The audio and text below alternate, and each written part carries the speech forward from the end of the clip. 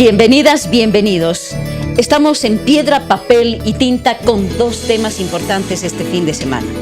El conflicto con los cooperativistas mineros y luego tendremos la Unión Europea y cambio climático. Bueno, vamos a dar inicio ya nomás. Está con nosotros el viceministro de Seguridad Ciudadana, Carlos Aparicio, con quien hablaremos sobre el tema del conflicto con los cooperativistas mineros. Bienvenido, muchas gracias. Muchas gracias, Lucía. Muchas gracias, Miguel, por invitarme a este escenario tan importante para poder hacer conocer algunos elementos respecto a la interpelación, respecto al conflicto acaecido con graves resultados. Gracias, viceministro. Y bueno, abordaremos este tema con Miguel Gómez, jefe de informaciones de La Razón. Gracias, Lucía. Gracias, Miguel. A principios de agosto de este año comenzó el conflicto con los cooperativistas mineros a raíz del pedido de no modificar la ley de cooperativas.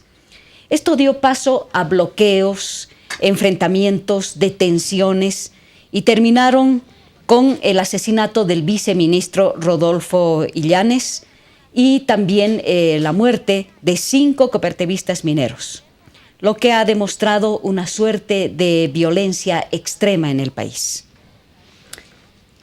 Suerte, hablando de suerte, viceministro, usted tenía que estar en el lugar del conflicto, en lugar también del viceministro Illanes.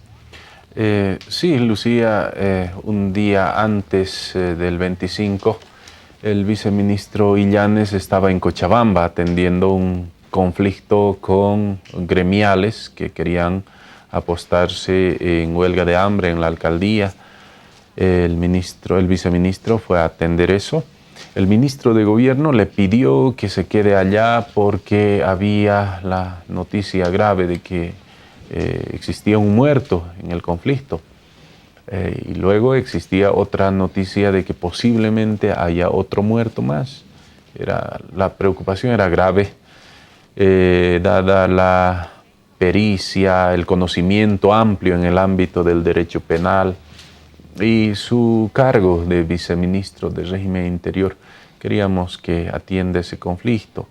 Él estaba luego en la reunión una noche antes del 25, ahí él mencionó que quería ir a Panduro. Él es viceministro de Régimen Interior, su trabajo es la gestión del conflicto. Entonces el ministro respetó su posición y el viceministro se dirigió hacia Panduro. Yo pedí ir a Panduro porque en la tarde tenía que tratarse la ley de seguridad ciudadana, las modificaciones en el Senado. En esas circunstancias él se dirige a Panduro. Viceministro, ¿cuál era el diagnóstico que se tenía en cuanto a inteligencia sobre los riesgos que había de ir a Panduro, ¿no? Lógicamente, no sé si usted también anteriormente, un día antes, ya se le estaba hilvanando algún plan de seguridad para poder asistir a ese lugar, donde lógicamente se estaba concentrando el conflicto en esos días. Bueno, primero nosotros somos autoridades que tenemos un edecán, tenemos evidentemente lo correspondiente en el ámbito de seguridad, como son pistolas, granadas, etc. Esto para la seguridad del viceministro, y como viceministro tiene pues esas condiciones de trabajo de seguridad, y cada uno de nosotros evaluamos cómo tenemos que cuidarnos. Y bueno, el viceministro Illanes, primero, que era muy afín al tema minero. Él había fundado la Universidad Siglo XX, tenía contacto directo con dirigentes cooperativistas como el vicepresidente de ¿cómo se llama esta organización de los cooperativistas? FENCOMIN, el señor Choque. Él había estado en contacto con ellos. Entonces había una especie de buena fe absoluta del señor viceministro. Él no fue directamente al foco del conflicto. Él estaba a unos 200 metros antes del escenario del bloqueo. Es de ahí que lo raptan, que lo secuestran, que lo llevan. Y bueno, él jamás hubiera creído que en la maldad, en que exista tanta malicia, tanta saña, tanta maldad en los seres humanos, menos en sus compañeros cooperativistas. Ustedes tenían un plan principalmente para resguardar, precautelar la seguridad ciudadana. Ese era el objetivo. Yo fui a Cochabamba a poder garantizar la libre transitabilidad, poder verificar el cumplimiento de las garantías constitucionales. De la misma manera, el señor viceministro poder hacer gestión del conflicto de manera integral, seguramente él también gestionó las posibilidades de negociación con la dirigencia, acercarse. Ese ha debido ser el objetivo.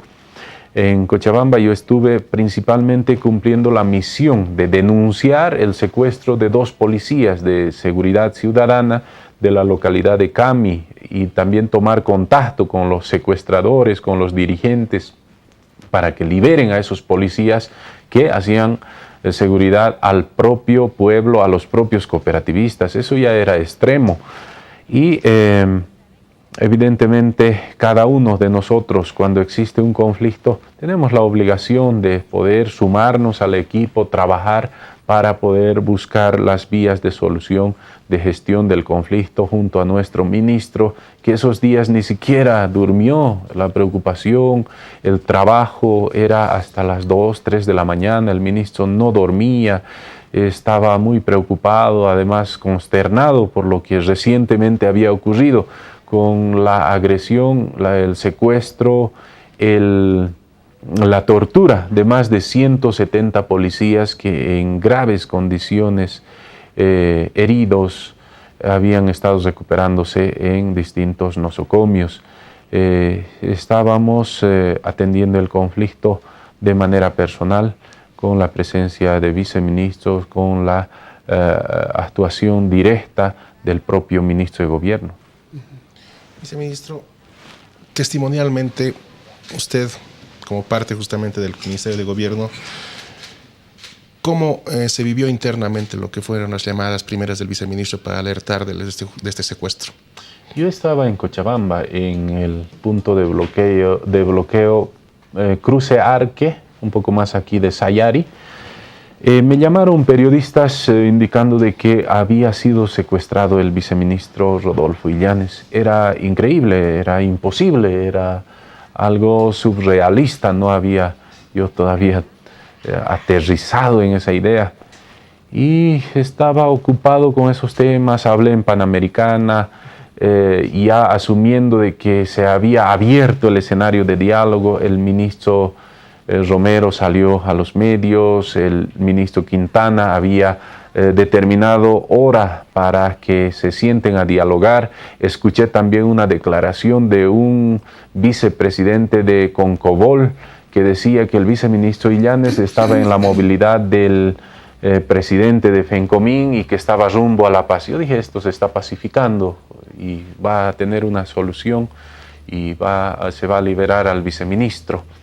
Yo atendí normalmente el conflicto allá en Cochabamba y el ministro dice que se enteró, yo vi evidentemente de que estaba también en una conferencia de prensa unos minutos después del secuestro del viceministro Illanes. Le pasan un papelito, el ministro estaba dando una conferencia de prensa, lee el papelito.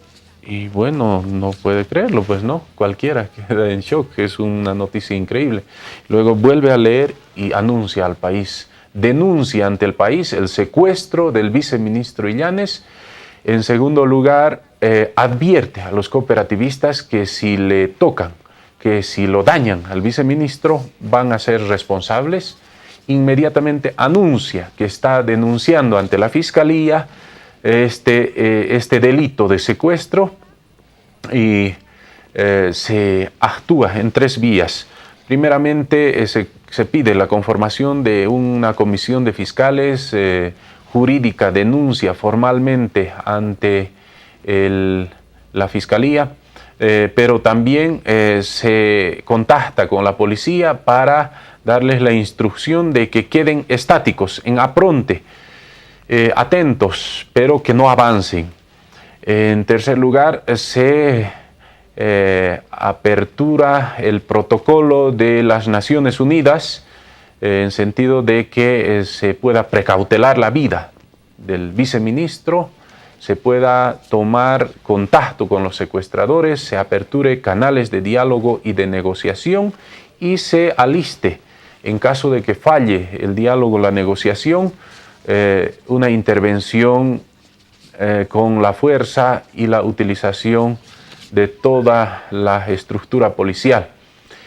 Y también en los canales de negociación se toma contacto con la Cruz Roja, con el Defensor del Pueblo, se le indica y coordina con el Defensor del Pueblo para que se traslade hasta el lugar. Y los contactos con los secuestradores, primero con el viceministro, fueron en varias oportunidades de parte del ministro de Gobierno, que quería verificar cuál era la condición del viceministro. Él decía que estaba bien por presión de los secuestradores que le advertían, amenazaban su vida. A pesar de que él estaba siendo torturado, él en todos los medios de comunicación y en las comunicaciones con el ministro de Gobierno indicaba de que estaba bien. Viceministro, se tomaron todas estas medidas, pero no se logró salvar al viceministro. ¿Dónde cree usted que estuvo el error, la falla? ¿Qué pasó?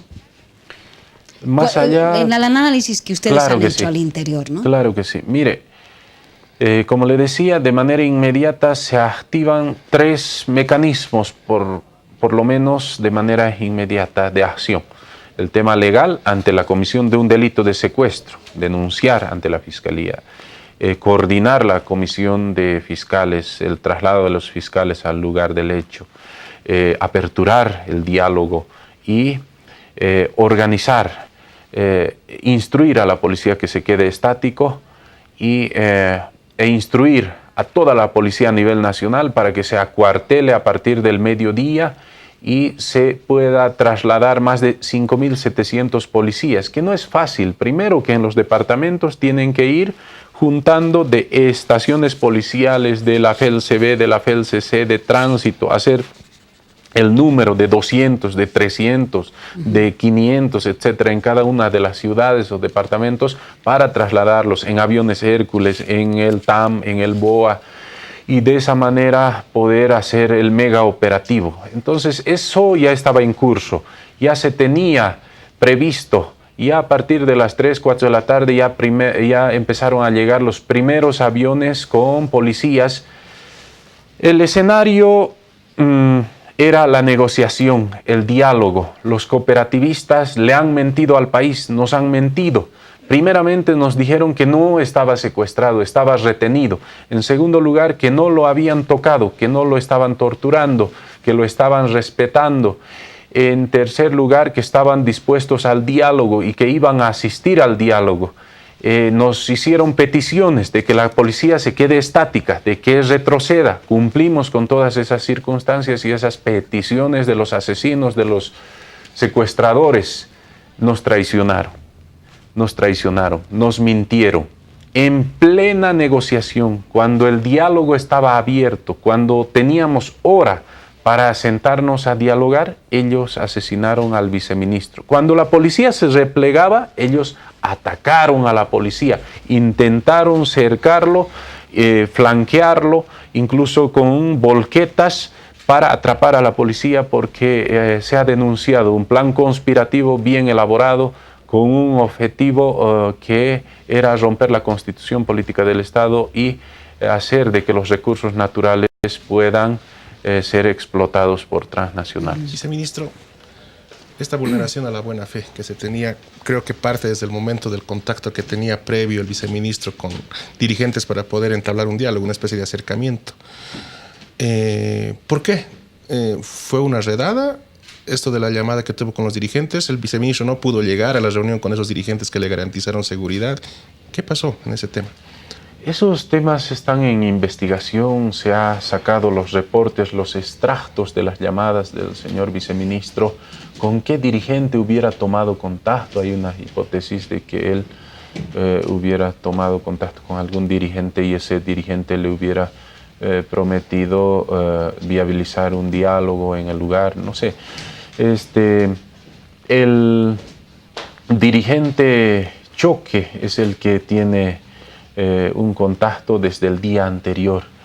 Ese dirigente que luego hace circular el último audio donde el director del régimen interior, el compañero que trabaja directamente con el viceministro Illanes, que luego se trenzan en una discusión acalorada e intentan utilizar eso como pretexto de la muerte del viceministro por algunos sectores interesados. Pero por lo que habla, se suponía de que tal vez el viceministro tenía una especie de garantía para poder llegar a ese acercamiento y hablar con esas personas, ¿no?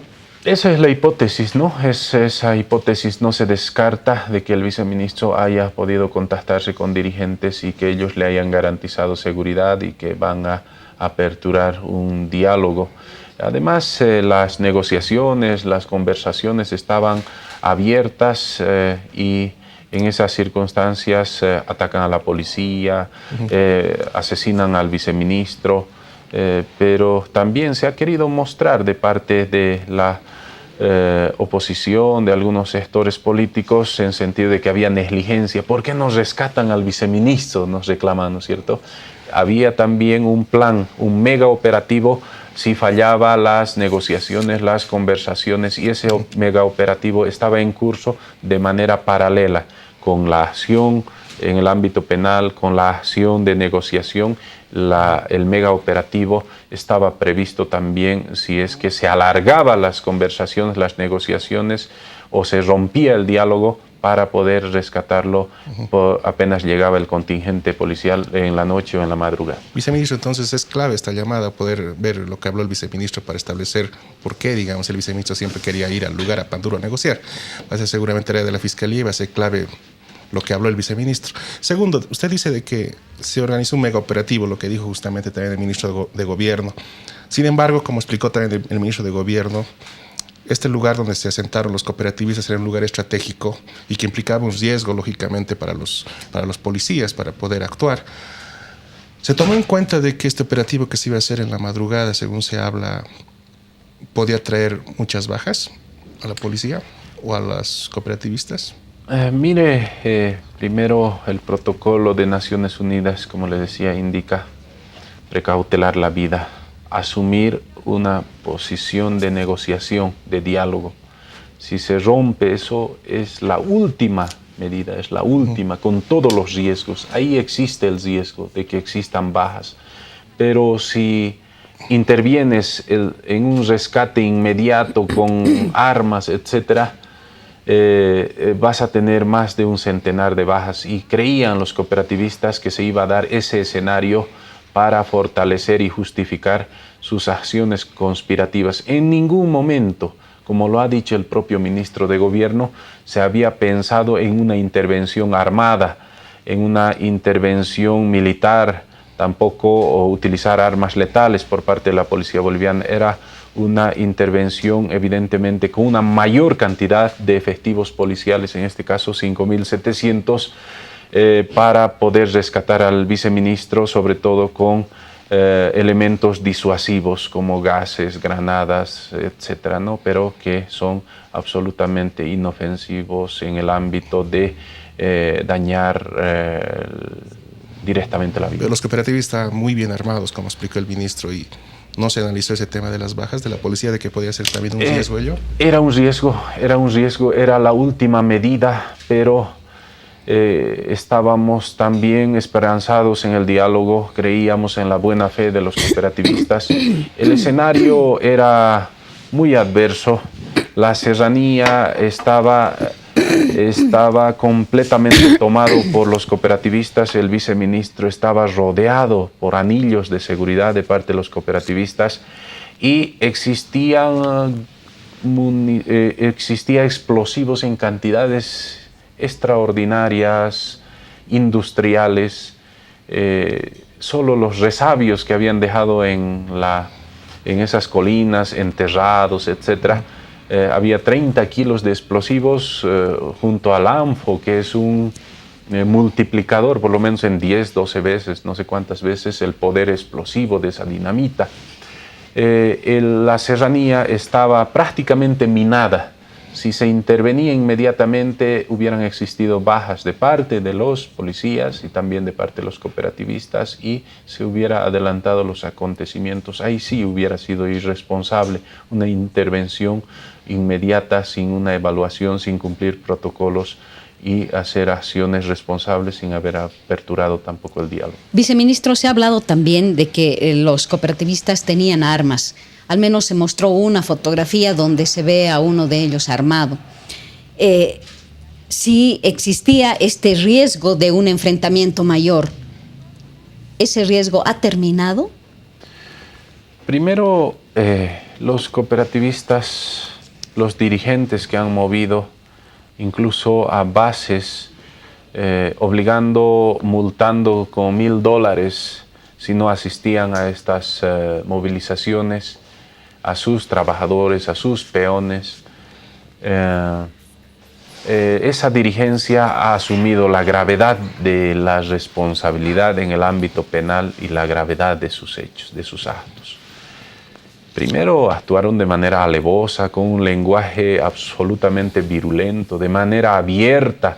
Indicaron de que van a tomar instituciones, de que van a tomar la cárcel para liberar a sus detenidos, de que ahora sí el gobierno les va a conocer.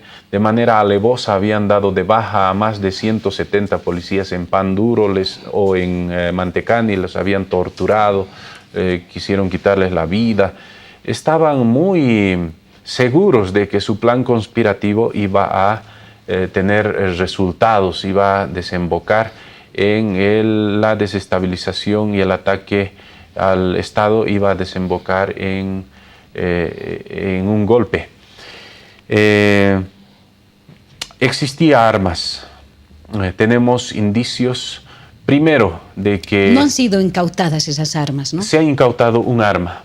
Una sola. Un arma con mira láser estaba en la mochila de un cooperativista. Eso tenía un objetivo: o matar a un policía o generarse bajas fratricidas que pueda justificar y equilibrar, ya que había un rechazo contundente de la población por la agresión brutal y las torturas que habían ocasionado a la policía boliviana. Entonces querían equilibrar. Esa es una hipótesis, ¿no? Y también existe testigos que han declarado ante la Fiscalía que los cooperativistas estaban armados. Y tenemos la imagen de un dron donde se visibiliza una silueta de un arma larga apuntando al dron, intentando bajarlo de un balazo el dron. Y tenemos reportes de inteligencia donde los cooperativistas habían instruido que puedan llevar Mausers a la movilización y que solo habían reunido 10 Mausers. Y en esas circunstancias se dan también las muertes de los propios cooperativistas. Viceministro, ¿cuál es la participación de comunarios en este conflicto, más allá de los cooperativistas? Los comunarios son víctimas de Panduro, de Lequepampa, de Sayari. Hay comunidades que rechazaron esa movilización cooperativista, los sacaron de su comunidad, porque al principio, digamos, llegaron 200, 300 personas, los sacaron de su comunidad. Varias comunidades no querían tenerlos ahí, porque sabían también el trasfondo del conflicto. No era una reivindicación social de interés nacional, era una reivindicación de interés muy mezquino, y sabían también de que ese interés era transnacionalizar nuestros o firmar contratos con transnacionales para la explotación de nuestros recursos.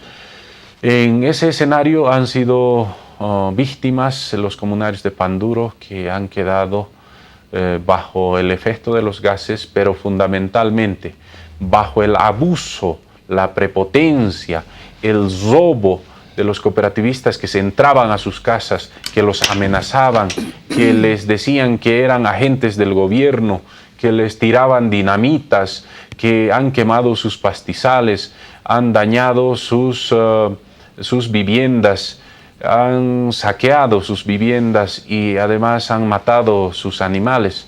Los comunarios han sido víctimas de la prepotencia dictatorial de estos cooperativistas. Idas y venidas en el tema del decreto por los explosivos, viceministro, ¿cómo se explica ello? ¿Se tuvo que esperar esto justamente para retirar algo que ya se alertaba de que podía ser peligroso el uso de explosivos en manifestaciones, todo ello? Mire, el decreto... Primero tenemos una ley, la Ley 400 de armas y explosivos, que prohíbe la utilización de armas de fuego y de explosivos, inclusive de pirotecnia peligrosa, en marchas y movilizaciones. Evidentemente había un reglamento, un decreto reglamentario que especificaba la prohibición. Más allá de eso, jamás se levantó esa prohibición o se dio vía libre a la utilización de los explosivos.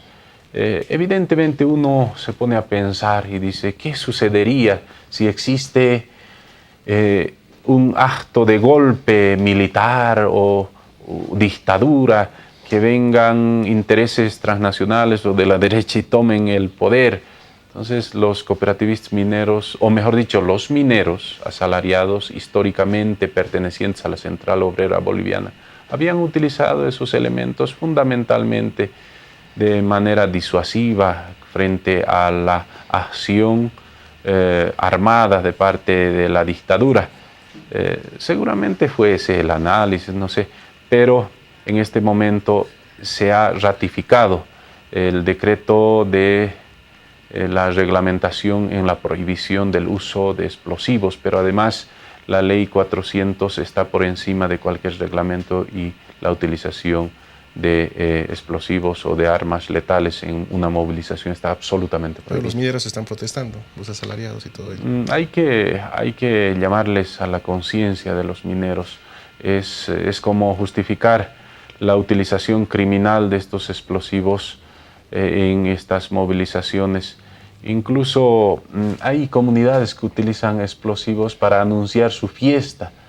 Había movilizaciones en años anteriores donde los cooperativistas, o mejor dicho, los mineros o alguna movilización social utilizaba la dinamita no para atacar instituciones, no para atacar policías, no con ese objetivo. Utilizaban tradicionalmente para entrar con su marcha, haciendo explotar como un anuncio, como hacer sonar unas campanas, como hacer sonar unos cohetes, pero hemos verificado de que realmente es muy peligrosa la presencia de explosivos letales en las movilizaciones. Viceministro, muchísimas gracias. Agradecemos el haber compartido estos minutos aquí en Piedra, Papel y Tinta. Y los invitamos a todos ustedes a continuar, por favor, a nuestros amigos, porque ya se viene el tema de la mesa de análisis sobre la Unión Europea y el cambio climático.